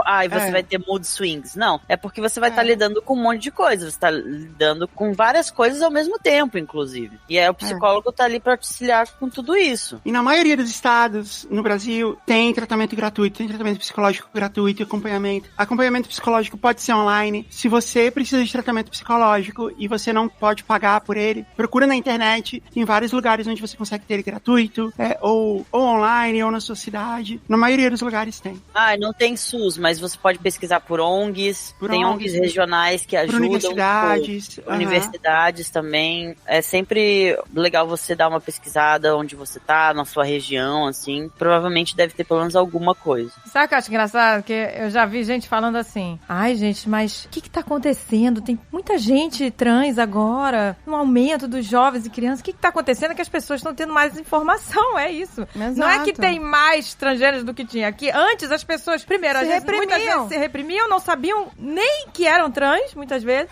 Que a gente fazia escondido, né? Por isso que é importante a gente falar sobre isso e a gente fala da representatividade, porque tem muita criança, muito jovem que vê e vê, pô, caramba, agora eu entendi. Por exemplo, você tem o João Neri, que foi um homem trans que, tipo, ele transicionou na época da ditadura militar, entendeu? Ele tinha estudo em psicologia, né? Ele tinha PhD, o caramba, 4. Ele também fez a operação, a mastectomia durante a ditadura militar. Ele fingiu que tinha perdido os documentos dele, entendeu? Conseguiu fazer um documento novo na época da ditadura como um homem. Na identidade dele, ele era tido como, tipo, analfabeto, entendeu? Ou semi-analfabeto. Ele perdeu todo a parada do estudo dele e tal, mas ele tinha o documento e ninguém sabia que ele era um homem trans. Caramba, que eu comecei a ver. Então, tipo, as pessoas trans, elas sempre tiveram aí. Isso acontece em várias outras situações. Por exemplo, a pessoa fala, TDAH TDAH, tem muita gente com TDAH. É porque tá sendo diagnosticado, antigamente não era. Tinha Então um é isso, déficit de diagnóstico. Exato. Um déficit de diagnóstico. E agora tá normalizando. E tem uma coisa assim, foi feita uma pesquisa nos Estados Unidos, eles perguntaram assim, quantos % da população você acha que hoje em dia é trans? E eles responderam assim, 30%. Essa foi a resposta média. Por conta de todas essas fake news e tal, falando isso, as pessoas acham que tem, tipo, uma epidemia trans, todo mundo agora. E, na verdade, é menos de 1% nos Estados Unidos. A gente ainda é menos de 1%, ou então, às vezes, um pouquinho mais de 1%, dependendo do lugar, por volta de 1% da população como um todo. Agora, tem uma outra coisa que eu acho legal contar sobre isso, porque além de ser uma mulher trans e lésbica, eu também sou canhota, né? Porque, tipo, não basta uma ou duas minorias.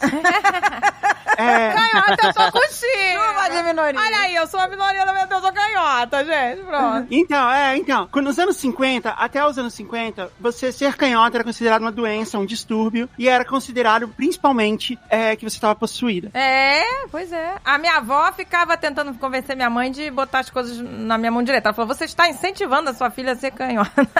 A minha tia, que nasceu em 45, ela estudou, então, ali entre os anos 50 e 60, ela tinha a mão dela amarrada, a mão esquerda dela amarrada na escola, porque para ela ser obrigada a estudar com a mão direita. Então, e até hoje ela escreve tudo torto com a mão direita. E a gente tá falando de uma coisa que aconteceu nos anos 60, gente. Não faz muito tempo. Aí parece que é um lance medieval, né? As pessoas estão obrigando você a escrever com outra mão porque você tá possuído. Mas não, é uma coisa dos anos 60, da mesma época dos Beatles, né? Da mesma época do Paul McCartney, que tá vindo fazer show no Brasil agora. Não é, tipo, numa outra era da humanidade. É na mesma que a nossa. Minha tia ainda tá viva. Então, quando isso começou a deixar de ser um problema, que foi ali depois dos anos 70, tal, quando a igreja deixou de ter tanta influência na educação brasileira, isso deixou de ser um problema, sabe? Não existia mais. As pessoas eram canhotas, escreviam com a mão esquerda, as pessoas não olhavam mais para tanto isso. O número de pessoas declaradamente canhotas era 1%. Aos poucos, ele foi aumentando e chegou a 10% da população, um pouco menos de 10%, que é o que é hoje. E as pessoas tinham a mesma impressão, nossa, agora todo mundo é canhoto. Quando chegou ali em 9%, 10%, estabilizou. E é a mesma coisa desde os anos 70 até hoje. É isso que aconteceu com pessoas lésbicas, gays, e é isso que vai acontecer com pessoas trans também. Pode ser que aumente o número, mas uma hora vai estabilizar. É só porque antes era proibido. É só porque antes era considerado uma doença. Era proibido, Exato. exatamente, gente. Por exemplo, gente, é recentemente que trans não é considerado mais uma doença. Até anos atrás, tipo, não é 20 anos atrás, não é menos de 10 anos atrás, transgeneridade tava, tipo, numa lista de patologias, entendeu?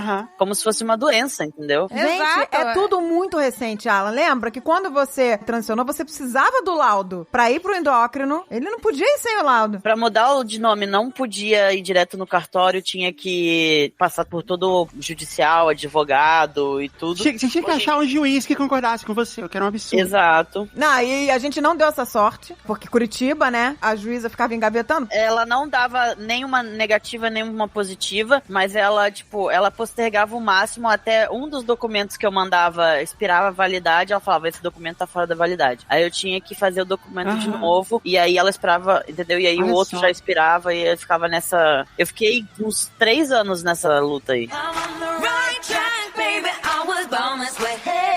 Queria até terminar de novo falando isso, porque é importante pra mim é importante. É mostrar que, naquele momento que eu falei pro Alan, que eu ia estar do lado dele, que a gente ia all in, que a gente ia fazer hormonal, cirurgia, tudo, trocar de nome, tudo, que eu ia estar do lado dele. Naquele momento, naquele dia, naquela conversa do dia seguinte, que eu falei, vamos lá, vamos all in, vamos até o fim, junto, o semblante do Alan mudou. O semblante, o olhar, aquela tristeza que ele carregava. O Alan sempre carregou uma tristeza no olhar, que eu já falei, que só eu percebia, mas eu sempre, aquele negócio, eu sempre atribuía, foi o abandono, né, do pai biológico, porque o pai do Alan não é o pai biológico, o Dave é o pai do Alan, é o pai que sempre acolheu o Alan, é o pai que nunca vai abandonar o Alan. Então, o biológico perdeu a chance de ser pai de uma pessoa maravilhosa, jogou no lixo a melhor chance da vida dele de ser pai de uma pessoa maravilhosa que nem o Alan, e o Dave é o cara mais sortudo que abraçou essa oportunidade. Eu quero esse filho pra mim, né? E... me perdi, gente. O meu TDAH é foda. Olha que delícia! Não, Você tava falando do olhar. Aquele olhar de tristeza que eu atribuía uma coisa que não era a verdade, né? Foi embora. O Alan não tem mais essa tristeza no olhar dele. Ele não precisa mais tomar antidepressivo. Acabou. Toda a dor, toda essa angústia. Acabou. Eu queria que isso entrasse na cabeça dos pais. Como é bom ver um filho feliz. Como é bom ver um filho realizado. Como é bom ver um semblante de plenitude. Isso não tem preço. É o que a gente quer para os nossos filhos. É isso. É para isso que a gente bota filho no mundo, gente. Para ver esse olhar. Para ver essa pessoa. Então a importância da gente falar aqui. Não é fácil, mas você pode evitar tanto sofrimento se você se informar. Que hoje em dia a gente tá tudo muito no início. E por isso que eu acho que a gente tem essa obrigação de estar sempre falando aqui. De estar sempre alertando, porque se ajudar uma pessoa já valeu, gente. Já valeu. Já valeu. E vai, eu tenho certeza que vai ajudar. Eu me lembro do Alan começando a fazer o tratamento hormonal e a gente super empolgado. A gente ficava registrando cada mudança, fotografando, olha, tá nascendo um pelo aqui, tá nascendo outro pelo ali, a voz tá engrossando. É muito rápido, né? Eu me lembro que eu fui viajar pra Copa lá da Rússia. Eu chego em casa, tinha um cavanhaque. Olha aí, que delícia, hein? Eu falei, que isso, tá barbudo? Ele, graças a Deus. Eu tenho até vídeo disso, vou catar esse vídeo. Pois é, foi nascendo um barburu. A gente comemorou todas essas etapas. E eu continuo comemorando cada etapa. O Alan descobrindo que a voz dele não foi destruída, que ele continua podendo cantar, que não perdeu potencial nenhum com a voz ter engrossado. Você vai descobrindo, eu me lembro, novas músicas. Me lembro o dia da cirurgia.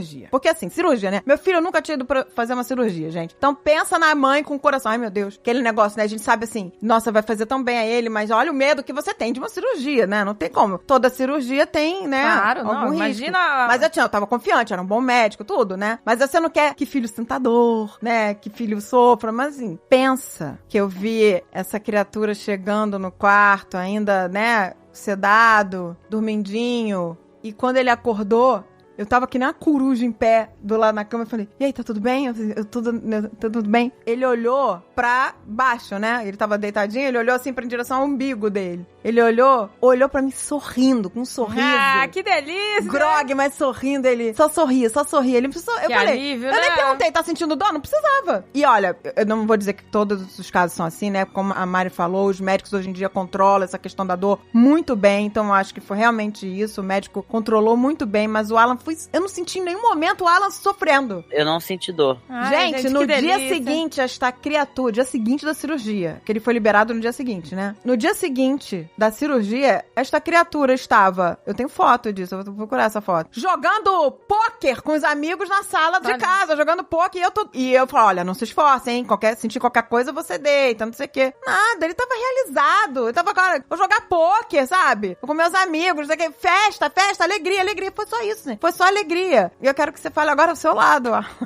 Pra mim foi a mudança dela. Porque, assim, novamente, cada pessoa é um caso, né? Pra mim, os meus seios eram um negócio que me incomodavam muito. Era um negócio que, pra mim, eu não conseguia olhar, como eu já falei antes, eu não conseguia olhar do pescoço pra baixo. E, por exemplo, pra mim era a única cirurgia que eu quero fazer, entendeu? Cada caso, o meu caso é, tipo, pra mim era mastectomia e eu não queria fazer mais nenhuma cirurgia. Porque outras coisas não me incomodam. O que me incomodava era isso. Pra mim, fazer a mastectomia foi life-changing, assim, tipo, porque é só você olhar aqui, eu olho no meu celular, a quantidade de fotos de mim mesmo que eu tinha antes e depois da minha mastectomia. Eu quase não tirava foto, e se eu tirava foto era sempre do pescoço pra cima, e aí depois da mastectomia eu comecei a tirar foto do corpo inteiro, eu comecei, tipo, a me olhar no espelho, eu comecei a me pegar, me olhando assim no espelho e, tipo, e ficar no espelho me olhando, porque eu sempre evitava o espelho, né, o espelho era, tipo, o meu maior inimigo antes, era um negócio que eu evitava, que eu não olhava. Às vezes eu não queria nem cruzar o olhar com o espelho, porque eu sabia que se eu olhasse no espelho eu ia chorar. E passou a ser algo de, tipo, eu saía do banho e eu ficava ali, na frente do espelho, olhando cada detalhe, e olhando a minha cicatriz, o jeito que ela tava cicatrizando, e eu ficava tipo, nossa, podia ser a cicatriz mais feia do mundo, eu ia amar ela do mesmo jeito, assim, e eu não acho minha cicatriz feia. E eu ficava ali, hoje, eu ainda me pego olhando, assim, às vezes eu tô no espelho, assim, e falo, nossa, como eu tô bonito hoje. Uma coisa que nunca aconteceu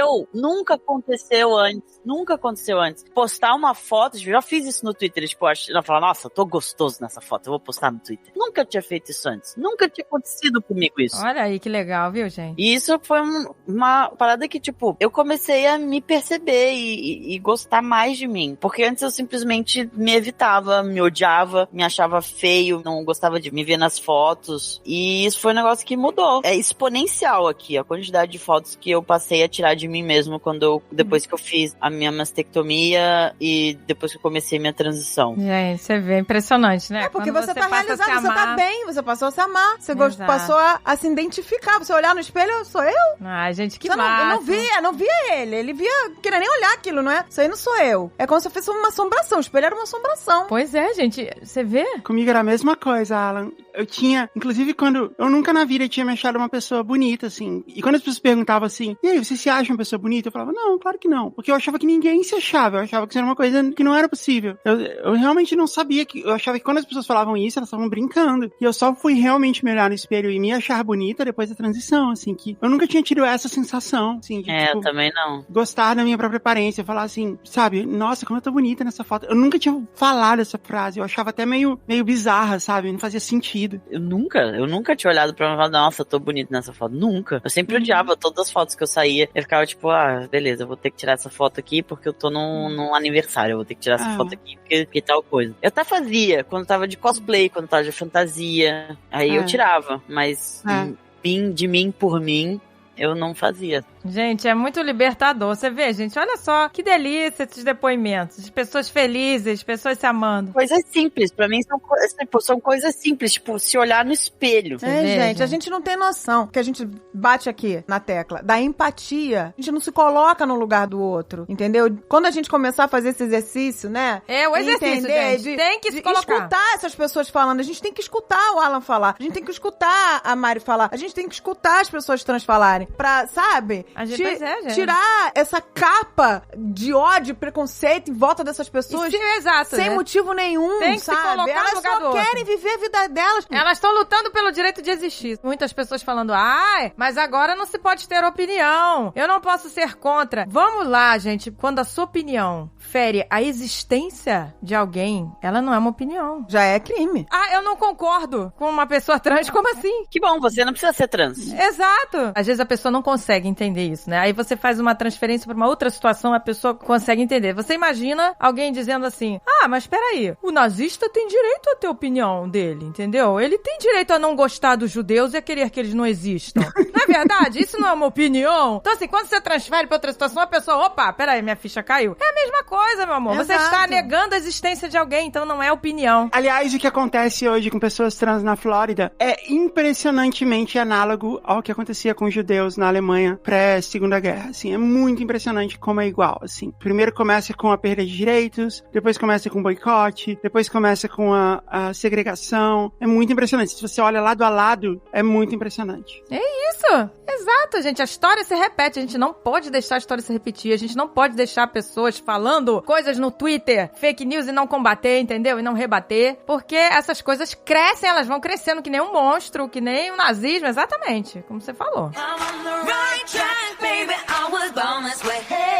Pra encerrar, né, falando aquela coisa de sempre, né, mas que é verdade. Pra mim, entendeu? Transicionar foi a melhor coisa que eu já fiz. Mesmo quando eu comecei a minha transição, eu ainda não me amava e ficava, nossa, preferia ter nascido um homem cis. Pra mim foi bem recente. Eu comecei a falar, não, eu não queria ter nascido um homem cis, sabe? Tipo, eu gosto de ser um homem trans, eu tenho orgulho de ser um homem trans, eu gosto de ser do jeito que eu sou. E isso demorou anos, entendeu? Tipo, eu demorei 28 anos da minha vida pra aprender a me amar do jeitinho que eu sou, entendeu? E eu acho que todo mundo deveria ter o direito de olhar pra si mesmo, assim, e pensar que você vale a pena, entendeu? Coisa que durante muito tempo da minha vida eu achei que não era esse caso. Eu achei que eu ia, sabe, só viver a vida de outra pessoa e até o momento que eu não aguentasse mais. Ia ser isso. E que eu nunca ia ser feliz. Eu nunca imaginei que eu ia ser feliz comigo mesmo, assim. Eu nunca imaginei que eu ia olhar pra mim mesmo e falar, nossa, como eu tô bonito, sabe? Eu nunca pensei que eu ia passar por essa experiência de gostar de mim mesmo. E isso pra mim é um negócio que mudou a minha vida, literalmente. É claro, Exato, faz gente. toda a diferença, gente. Eu voltei a fazer aula de canto, eu voltei a fazer as coisas que eu gosto, e isso não tem como mensurar pra mim, assim. Não existe palavras que descrevam o quão isso mudou a minha vida, mesmo que eu sei que eu tive todos os meus privilégios, porque primeiro, eu tive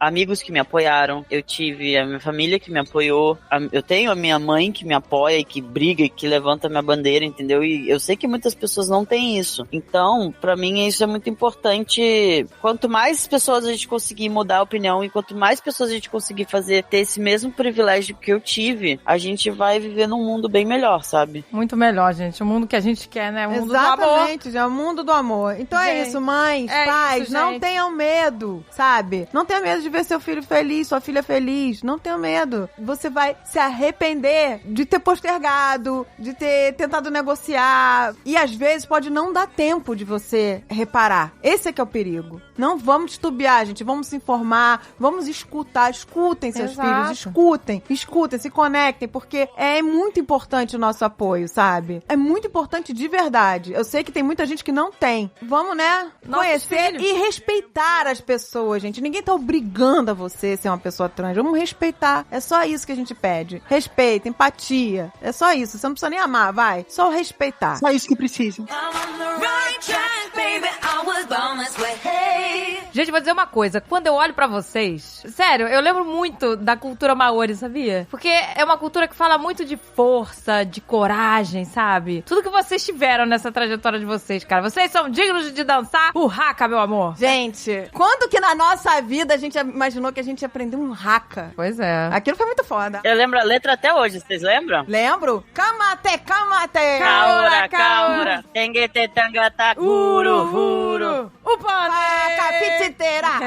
Na betiki mafaka fititera. Ri! Kapane, kapane, aueu, pane, kapane, fititera. Lembra que a gente dançou, né, André? Pô, gente, achei muito foda. Aquilo me fez um bem, gente. Seria muito legal se tivesse haka fitness. Aula de beijo zumba. É. Caraca, isso ia ser uma boa, hein? Pô, cara, porque ela trabalha tudo. É dança e ainda bota o ódio pra fora, sabe? Bota o ódio pra fora. Porra, é uma catarse. É muito foda. É legal que a gente acha que a gente tá super fazendo haka, mas a gente tava mega white people haka lá. Não, Nossa, isso é uma tava- vergonha. Nossa, mas a gente tava com aval. Nossa. O aval. Não, gente, a gente foi validada por uma hora. Eu Então tava tá tudo me no amor. achando na filmagem um terror. A gente não foi com, sei lá, um holandês fazer haka, não, cara, um maori. Não, tem Entendeu? um aval. Tivemos o aval, mas tava muito white people haka. Tava. Não, tava ridículo, tava ridículo. Tava ridículo. O que eu mais achei legal é que na hora que ele foi falar assim, falou assim, quem canta os versos tem que ser o líder do grupo. Aí ele me pegou pelo braço e me chamou pela frente. Olha! Ah, Assim, tipo, eu já era reconhecida como a líder do grupo. Mas você foi a viagem inteira. Pô, a viagem só aconteceu por causa É da verdade. Marimar, bro. Tá brincando. caramba, gente. Foi mágica aquela viagem. Agora a gente vai falar, né, pra fazer um caneca de Nova Zelândia. A gente vai começar a falar. Nossa, a gente tem muito que Ai, voltar meu lá, Deus. hein? You have to A go gente tem back. muito que voltar. voltar lá. Foi especial. We have to go back. We had to go back, Pô. levar uma môndega. Vai ser engraçado, porque a gente vai voltar, vai estar trocado, né? Eu e a Mari, a gente vai estar trocado. Não, mas tá certo. Caraca, é Vocês não verdade. Vai estar como deve ser. Exato, vai tá certo. Que legal. Tava errado, hein? É verdade. Caramba, é verdade, gente. Alan, a gente podia fazer uma foto e eu uso a roupa que você tava. E você usa a Nossa, roupa que sim, sim, Nossa, sim. nossa, Vamos. por favor, por Nossa, favor. gente, isso ia ser legal. Por favor. Isso ia ser incrível. Casaquinho azul, não tava, Alan? Casaquinho azul da North Face. E aquela Isso. toquinha do Kermit? Sim. Eu lembro que É. você tava com uma scarf verde. Caraca, aí, dá pra fazer. Ah, a gente tem que fazer isso acontecer. Por um mundo com mais arco-íris do amor. Mais. Filho, eu te amo muito, muito, muito, muito. Ah, eu também amo você, Alan, amo você, Mari. Eu também te amo. Eu também, Eu amo, que Eu delícia! também amo vocês. Amo todo mundo! Ah, que te amo, delícia de arco-íris! Que loucura, ursinhos carinhosos! Amo André, amo Agda, amo Alan, amo André, Eu amo Juliette, todo essa mundo calça. também. Barriguinha do arco-íris! Que orgulho! Vamos levantar essa bandeira, é nossa, gente. Essa bandeira, eu me enrolo nela.